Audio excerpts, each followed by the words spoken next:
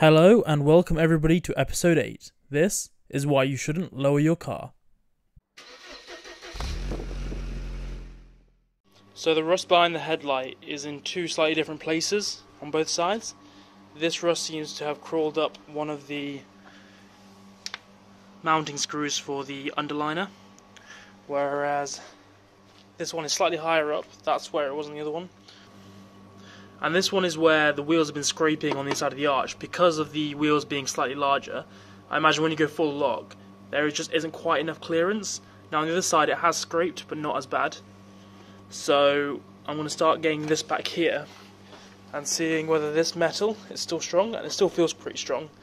So hopefully it'll just be a case of cleaning up the rust and maybe knocking it a little bit just to give that extra bit of clearance so it doesn't scrape again. Right, so I've taken a little bit more off, but do you see that tiny little hole there? That means that I'm going to take a screwdriver to this now, and I reckon it's going to go straight through, which means this patch now needs to be welded. And if this goes through, we're going to know how much of the metal is too weak.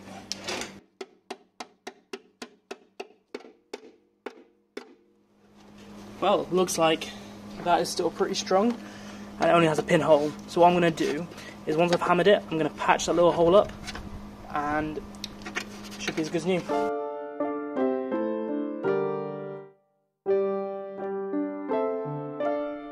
I then checked there was room behind the headlight to give the wheels some clearance from scraping.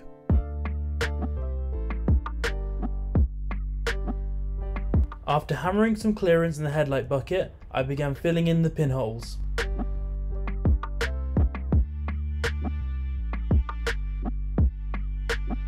After filling in the pinholes, this is what I was left with.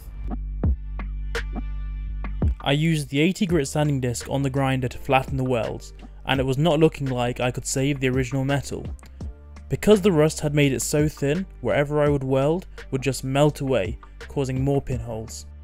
So, it was time to do the job properly and make some more cuts into my precious car.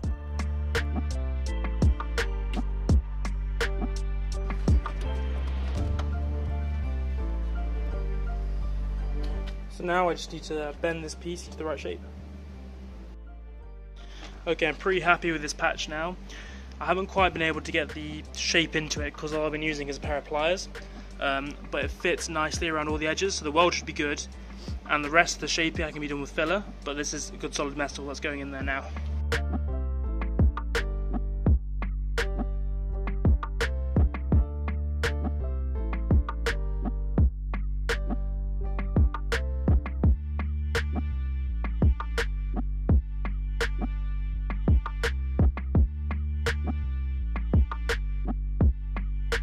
The metal on the other side had absolutely no chance of being saved, so I followed the exact same process I followed on the previous side.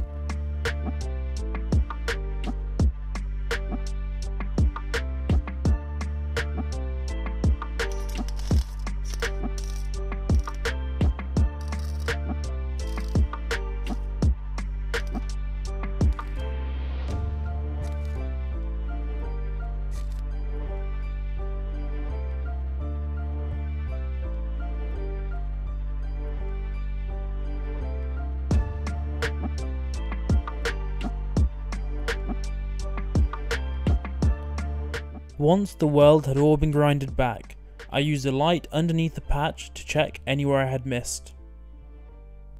And as you can see, I missed a lot of places, or so it would seem. After a few rounds of filling and grinding, I realised this time it was not my welding skill at fault, rather the rusty metal I was trying to weld to. Just like on the other side, it was so thin it was melting away or blowing through. This meant any hole I would try to fill would just create another hole right next to it. This led to an absolute mess of just inconsistent weld material, trying to fill in all of the gaps, as you can see.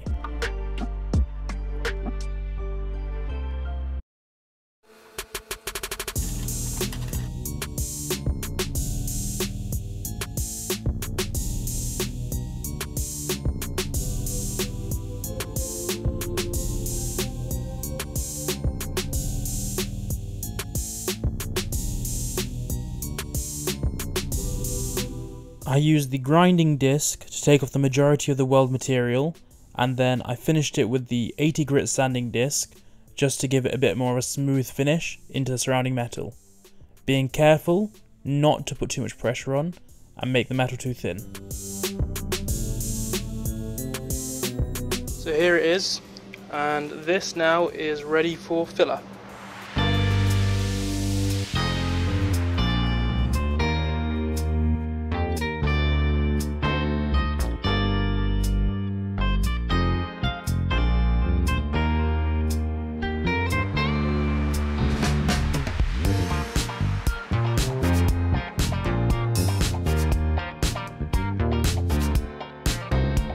So this is out of the first layer of filler, and you can see there's a few high spots like this ridge here and over here, and here it just hasn't really filled in any of the weld gaps. So I need to go over with another skim.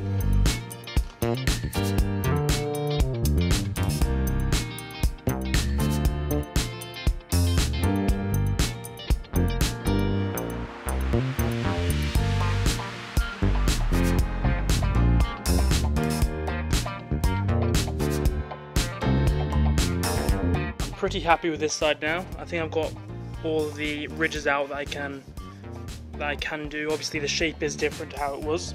So right now I'm feeling with my hand and all the edges feel smooth, and there's no real lumps and bumps in between.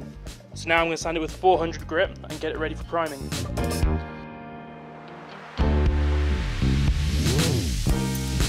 And then the other thing I have to do is take some 180-240 grit sandpaper, and anywhere that I've nicked with the sanding disc or the grinding disc, I've got to rub down as well, because that will show through the primer and the paint. So now everything's prepped, I've just got to Scotch Brite it, so I'm going to rough up the existing paint, just so the new paint can stick. When we prime, we're going to only prime this area though, so this is literally just for the new paint.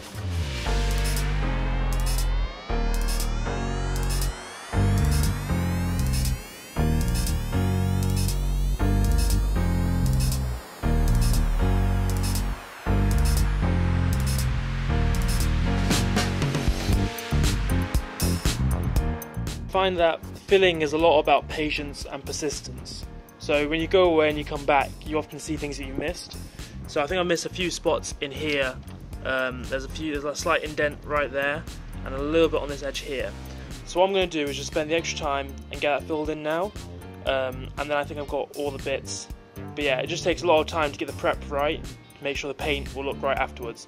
I know you can't see this, but I know it's there, so I've got to do it properly. So here's C, using the rattle can and spraying with that beautiful rhythmic motion, nice and evenly. And here's me, vandalizing my car.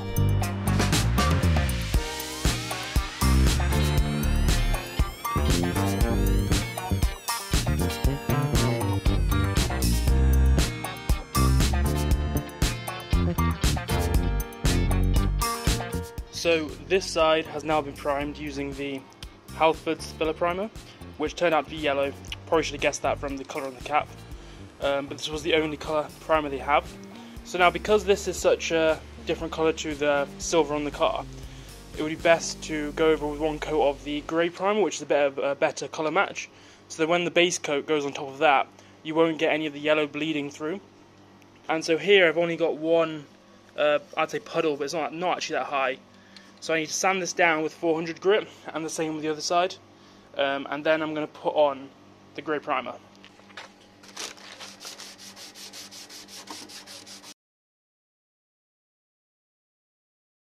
And what I'm going to do with this is I'm going to spray it on nice and thick, just so it gets nice and wet and runs into any of the smallest imperfections that we have in the metal, giving it a better overall paint job and building up the paint layers a little bit more.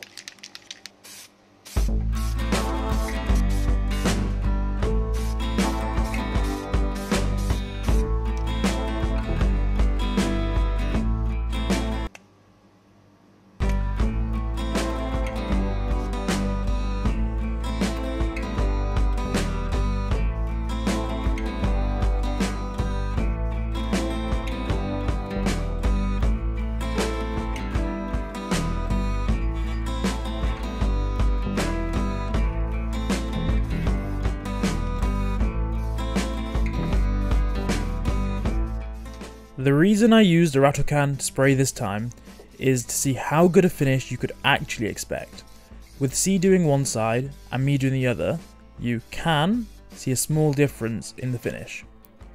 If you're going to use a rattle can to patch up your car, I can't recommend enough using a fan nozzle, which will spread out the paint stream more as it leaves the can, making your paint job a lot more even and avoiding the runs, especially if you're a beginner like me. Thank you so much for watching, guys. If you enjoyed it, hit that like button and don't forget to subscribe.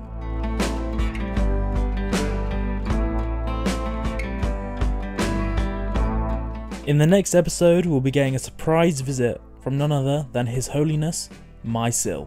Stay tuned for that.